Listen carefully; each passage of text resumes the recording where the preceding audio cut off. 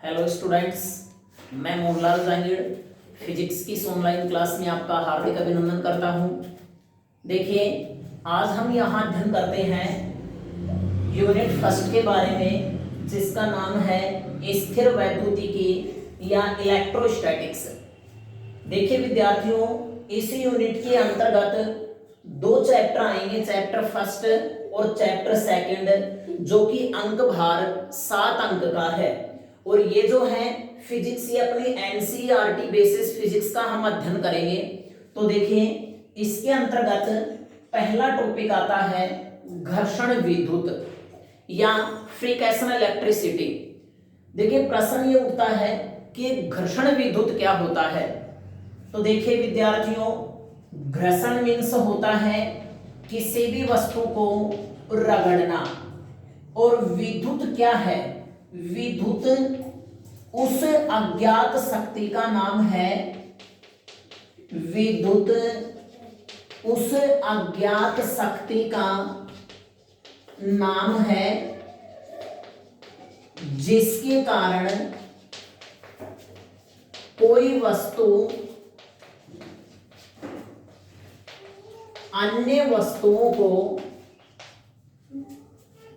अपनी ओर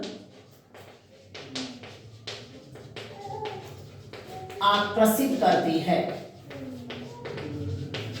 तो देखिए विद्यार्थियों, विद्युत किसे कहेंगे? मैंने यहां पे बता दिया है, विद्युत उस अज्ञात शक्ति का नाम है जिसके कारण कोई एक वस्तु अन्य वस्तुओं को अपनी ओर आकर्षित करती है। इसी गुण को क्या कहा जाएगा? विद्युत का गुण कहा जाएगा।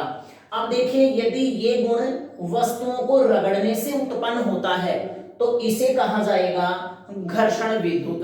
तो देखिए, घर्षण विद्युत की परिभाषा क्या होगी? जब दो कुचालक वस्तुओं को या दो परावैद्युत वस्तुओं को परस्पर रगड़ते हैं, तो रगड़ने से वे दोनों वस्तुएं आवेशित हो जाती है। इसी गुण को क्या कहा जाएगा? घर्षण विद्युत। और जो वस्तुएं आवेशित होती हैं उन वस्तुओं को विद्युतमय वस्तु कहा जाएगा।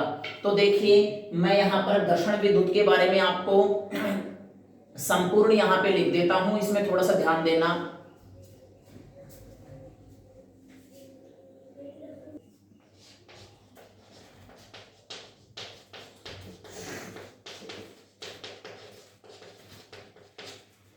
तो देखिए विद्यार्थियों, घर्षण विद्युत की परिभाषा, जब दो विद्युत रोधी या दो कुचालक वस्तुओं को परस्पर रगड़ते हैं तो दोनों वस्तुएं घर्षण के कारण आवेशित हो जाती हैं।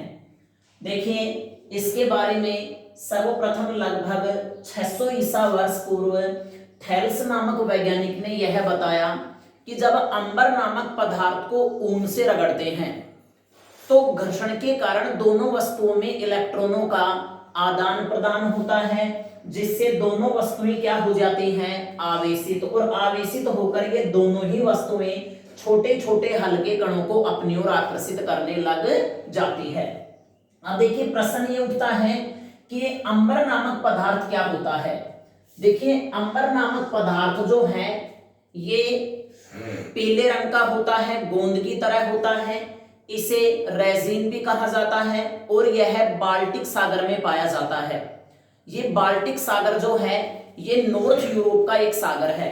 तो देखिए, जब अंबर नामक पदार्थ को हम ऊन से रगड़ेंगे तो घर्षण के कारण दोनों ही वस्तुएं क्या हो जाती हैं? आवेशित हो जाती हैं। तो इस प्रकार से यह कह सकते हैं, अतः वस्तुओं में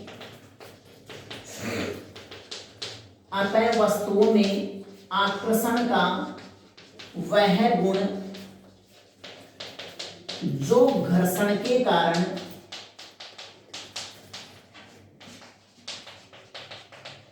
उत्पन्न होता है, घर्षण विद्युत कहलाता है तथा वे वस्तुएं आवेशित या विद्युतमय वस्तु कहलाती है। वे वस्तुएं आवेशित या विद्युतमय वस्तु कहलाती हैं। तो देखिए इसका हम एक एग्जाम्पल देखते हैं कि जब हम सूखे बालों में कंघी करते हैं तो सूखे बालों में कंघी करने के पश्चात जब कंघी को हम छोटे छोटे हल्के कणों के पास लेके जाते हैं तो वह कंघी हल्के कणों को अपनी ओर आकर्षित करने लग जाती है। तो यह विद्यार्थियों घर्षण विद्युत के कारण ही होता है। तो मैं इसका यहाँ पे एग्जाम्पल लिख रहा हूं। उदाहरणार्थ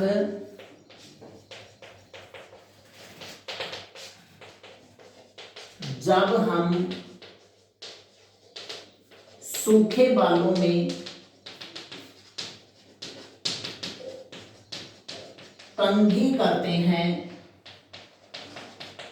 तो घर्षण के कारण ही चट चट की आवाज आती है, या फिर ये कहिए कि घर्षण के कारण ही वह कंघी छोटे छोटे हल्के कणों को अपनी ओर आकर्षित करने लग जाती है।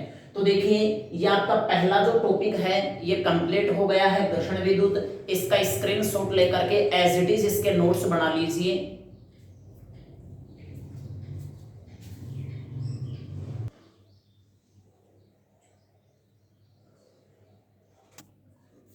तो देखिए अब नेक्स्ट टॉपिक आता है विद्युत आवेश या इलेक्ट्रिक चार्ज।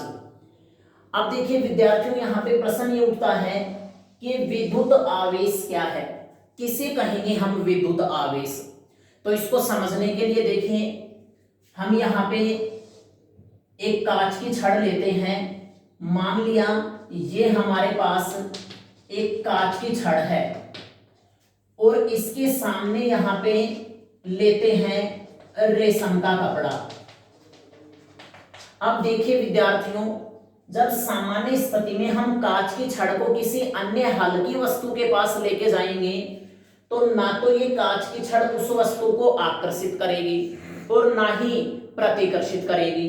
लेकिन जैसे ही हम कांच की छड़ को रेशम के कपड़े से रगड़ते हैं तो कांच की छड़ को रेशम के कपड़े से रगड़ने के पश्चात ये कांच की जो छड़ है ये अपने कुछ इलेक्ट्रॉन किसको त्याग देती है, रेशम के कपड़े को, जिससे कांच की छड़ के ऊपर धनात्मक आवेश प्राप्त होगा और रेशम के कपड़े के ऊपर ऋणात्मक आवेश प्राप्त होगा। अब देखिए अब यदि हम इस कांच की छड़ को किसी अन्य वस्तु के पास या हल्की वस्तुओं के पास लेके जाएंगे तो यह कांच की छड़ जो है वो उन वस्तुओं को अपनी ओर अट्रैक्टिव कर लेती है, अर्थात यह सामान्य से हटकर अलग प्रकार का व्यवहार प्रदर्शित करती है। तो देखिए विद्युत आवेश किसे कहेंगे, जब किसी वस्तु को अन्य वस्तु से रगड़ते हैं या जब किसी वस्तु को विद्युतमय किया जाता है तो वह वस्तु सामान्य से हट करके अलग प्रकार का व्यवहार प्रदर्शित करती है। वस्तु के इसी गुण को क्या कहा जाएगा मित्रों, विद्युत आवेश कहा जाएगा। लेकिन विद्युत आवेश की जो प्रॉपर रूप से जो परिभाषा है यह परिभाषा प्रॉपर रूप से विद्युत आवेश की नहीं है। तो देखिए विद्युत आवेश को हम किस प्रकार से परिभाषित करेंगे, विद्युत आवेश को हम परिभाषित करेंगे किसी आवेश के चारों ओर का या फिर ये कहिए किसी आवेशित वस्तु के चारों ओर का वह क्षेत्र जिसमें कोई अन्य आवेश आकर्षण या प्रतिकर्षण बल का अनुभव करें, इस क्षेत्र को हम कहेंगे विद्युत क्षेत्र। क्या कहेंगे इस क्षेत्र को, विद्युत क्षेत्र। और इस वस्तु का जो ये गुण है यही गुण क्या कहलाएगा, विद्युत आवेश। तो देखिए हम आवेश को इस प्रकार से परिभाषित भी कर सकते हैं, किसी आवेशित वस्तु का वह गुण जिसके कारण वह अपने चारों ओर विद्युत क्षेत्र और चुंबकीय क्षेत्र दोनों उत्पन्न करती है, इसी गुण को क्या कहा जाएगा, विद्युत आवेश। अब देखिए मित्रों यदि आवेश स्थिर है तो स्थिर आवेश अपने चारों ओर कैसा क्षेत्र उत्पन्न करेगा, विद्युत क्षेत्र। और यदि चार्ज मूविंग है, गतिशील चार्ज है, तो नियत वेग से गतिमान आवेश जो है वो अपने चारों ओर विद्युत क्षेत्र तो उत्पन्न करेगा, इसके साथ साथ चुंबकीय क्षेत्र भी उत्पन्न करता है। लेकिन यदि आवेश परिवर्ती वेग से गतिमान है, अर्थात त्वरित गति से गतिमान है, तो वह अपने चारों ओर विद्युत क्षेत्र भी उत्पन्न करेगा, चुंबकीय क्षेत्र भी उत्पन्न करेगा, और त्वरित गति के कारण मुक्त आकाश में एक तरंग उत्पन्न होगी जिसे विद्युत चुंबकीय तरंग कहा जाएगा, जिसका अध्ययन हम 15वें चैप्टर में करेंगे। तो देखिए मैं यहां पर विद्युत आवेश की परिभाषा लिख देता हूं, ध्यान दीजिएगा।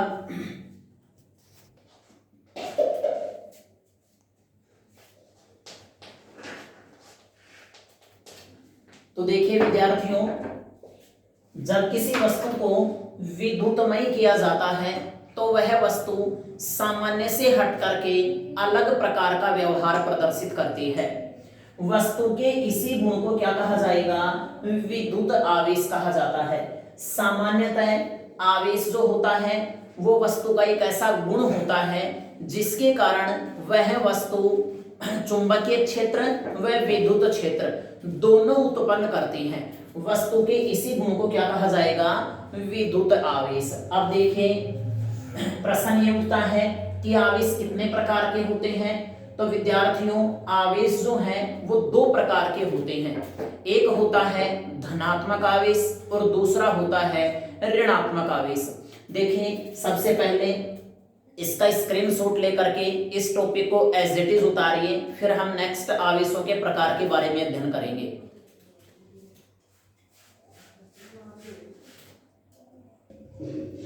तो देखिए अब आता है आवेशों के प्रकार या टाइप्स ऑफ चार्जेस। देखिए आवेश जो हैं वो दो प्रकार के होते हैं। एक होता है धनात्मक आवेश और दूसरा होता है ऋणात्मक आवेश। तो देखिए सामान्यतः आवेश दो प्रकार के होते हैं। पहला नंबर आता है धनात्मक आवेश या पॉजिटिव चार्ज और दूसरा नंबर आता है ऋणात्मक आवेश या नेगेटिव चार्ज। अब देखिए इन दोनों का अध्ययन हम एक साथ करेंगे। ये बात है सन 1750 की। अमेरिका के वैज्ञानिक बेंजामिन जॉर्ज फ्रैंकलिन ने यह बताया कि जब कांच की छड़ को रेशम के कपड़े से रगड़ते हैं तो कांच की छड़ अपने कुछ इलेक्ट्रॉन रेशम के कपड़े को त्याग देती है, जिससे कांच की छड़ धनावेशित हो जाती है और रेशम का कपड़ा ऋणावेशित हो जाता है। उसी प्रकार से जब हम बिल्ली की खाल को एबोनाइट की छड़ से रगड़ते हैं तो बिल्ली की खाल अपने कुछ इलेक्ट्रॉन रेशम के कपड़े को त्याग देती है।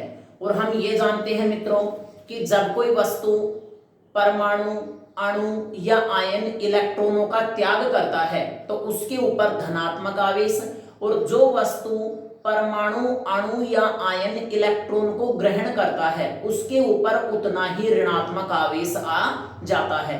तो देखिए मैं यहाँ पे लिख देता हूं कि कुछ वस्तुओं को ठीक इसी प्रकार से जब हम युग्मों में घर्षण प्रदान करेंगे तो उनके ऊपर पॉजिटिव और नेगेटिव चार्ज किस प्रकार से प्राप्त होंगे।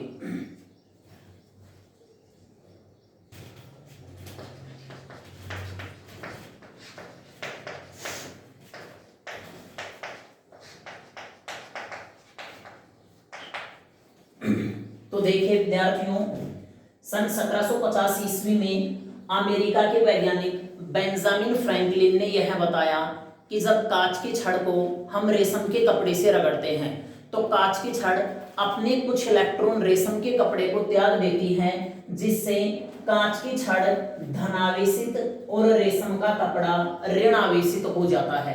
तो देखिए इस प्रकार से कुछ और भी एक्सपेरिमेंट्स हैं जो नीचे दिए गए हैं कि कुछ वस्तुओं में घर्षण के कारण उत्पन्न आवेश इस प्रकार से हैं।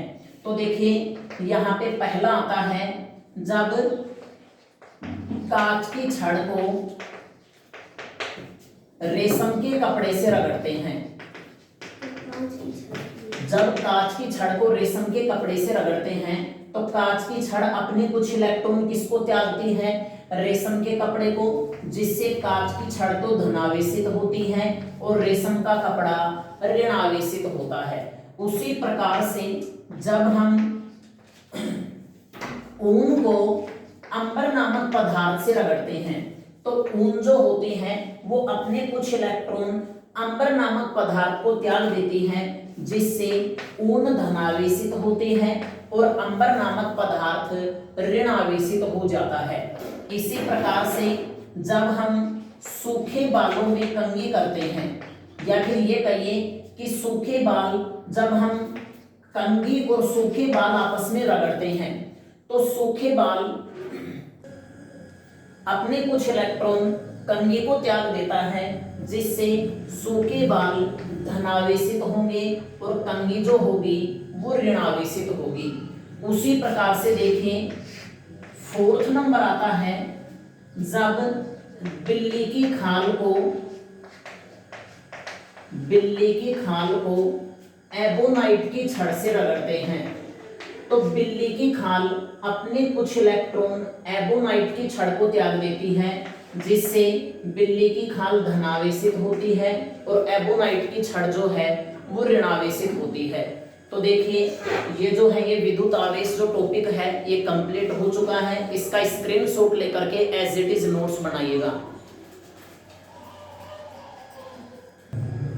तो देखिए अब नेक्स्ट टॉपिक आता है आवेश के मात्रक।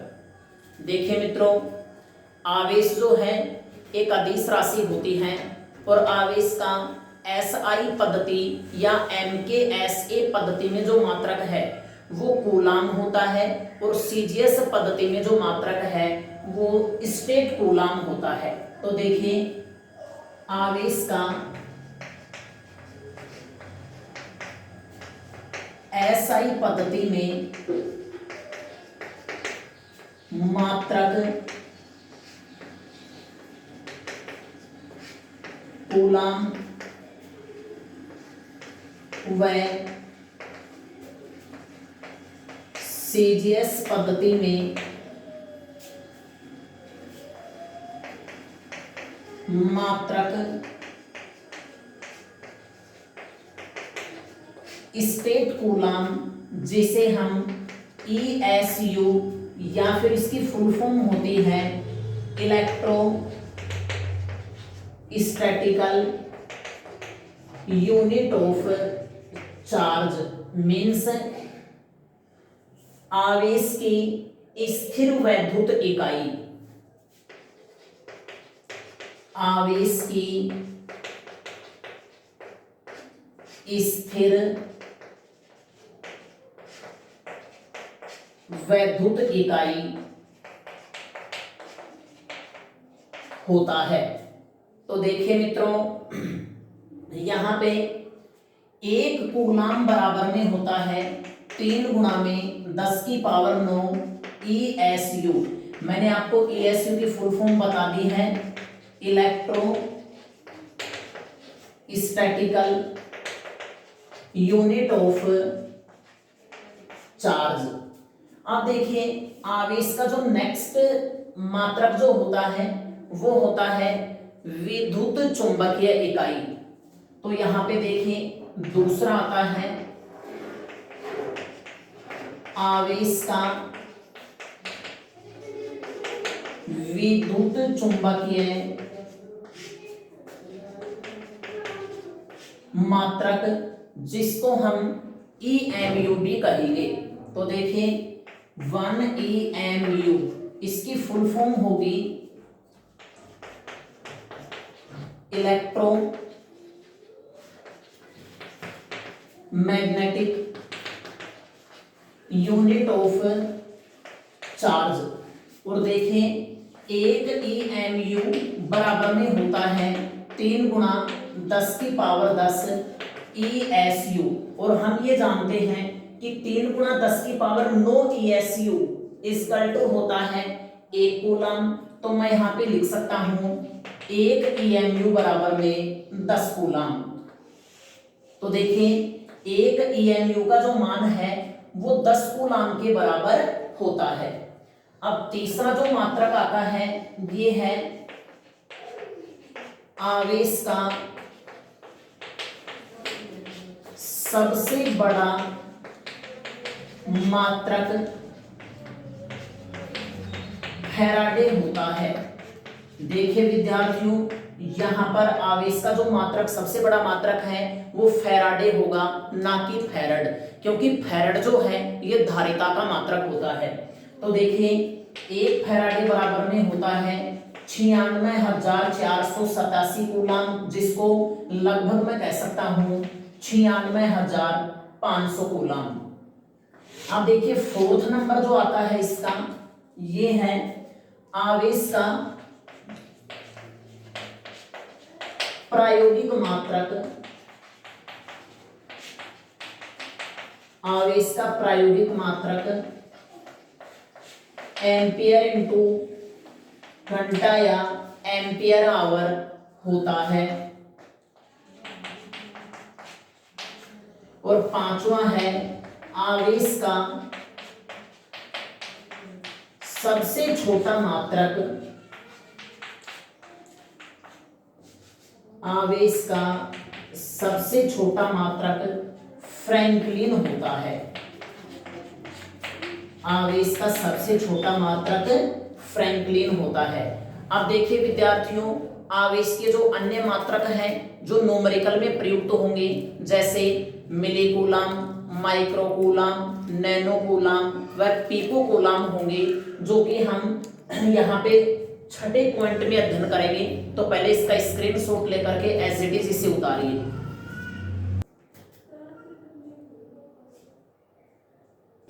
तो देखिए नेक्स्ट आता है आवेश के अन्य मात्रक, आवेश के अन्य मात्रक मिलीकूलम, माइक्रोकूलम, नैनोकूलम व पिकोकूलम होते हैं। ये जो मात्रक है विद्यार्थियों, ये सारे मात्रक न्यूमेरिकल में प्रयुक्त होंगे। तो देखिए 1 मिलीकूलम, 1 मिलीकूलम बराबर में होता है 10 की पावर -3 कूलम। 1 माइक्रोकूलम, 1 माइक्रोकूलम बराबर में होता है 10 की पावर -6 कूलम। 1 नैनोकूलम, जिसका मान होगा 10 की पावर -9 कूलम।